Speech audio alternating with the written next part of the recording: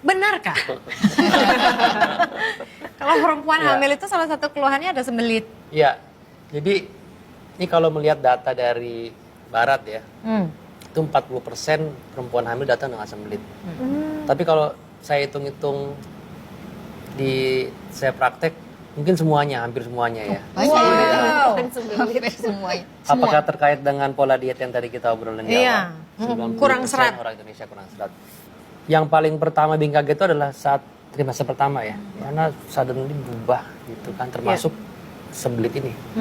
Biasanya nggak ada masalah apa-apa. Nah, memang edukasi kita yang pertama kali adalah ya gaya hidup, diet, asupan, ekstra serat, ekstra minum. Dan yang kedua dietnya harus benar juga, jangan sampai asupannya sedikit, ya dia akan mengalami makin berat kan. Iya, betul. Nah, memang menjadi tidak mudah ketika pertanyaannya gimana cara memenuhi kebutuhan seratnya. Saya nggak suka buah, saya nggak suka sayur. Biasanya kita diskusikan lagi, yakin semua buah, semua sayur nggak suka. Rasanya kan ada banyak sekali variasinya. Nah, biasanya ini pertanyaan ke suaminya dong yang nyariin, ya kan?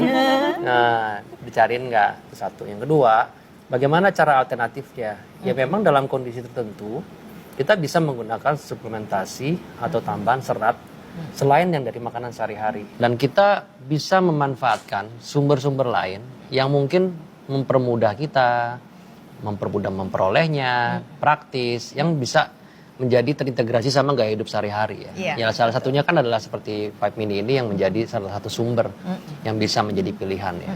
Aman dok untuk Ya harusnya dia adalah suatu sumber yang aman dan apalagi kalau penggunaannya dikomunikasikan dengan dokter yang merawat. harus harus Ya konsultasi sebaiknya sama sih dokter ya. dikomunikasikan. Meskipun ini kan suatu sumber yang sebenarnya tidak perlu resep dokter ya.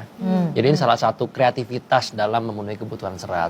Jadi tentu saja ini bisa menjadi pilihan. Fab Mini kan ada isi polidextrosa ya. Jadi dia serat larut air yang otomatis tidak membuat perut itu terasa mules dan melilit. Dan jangka panjang tentunya kita harus pintar-pintar nih. Jangan sampai pilih serat yang mengakibatkan laksatif.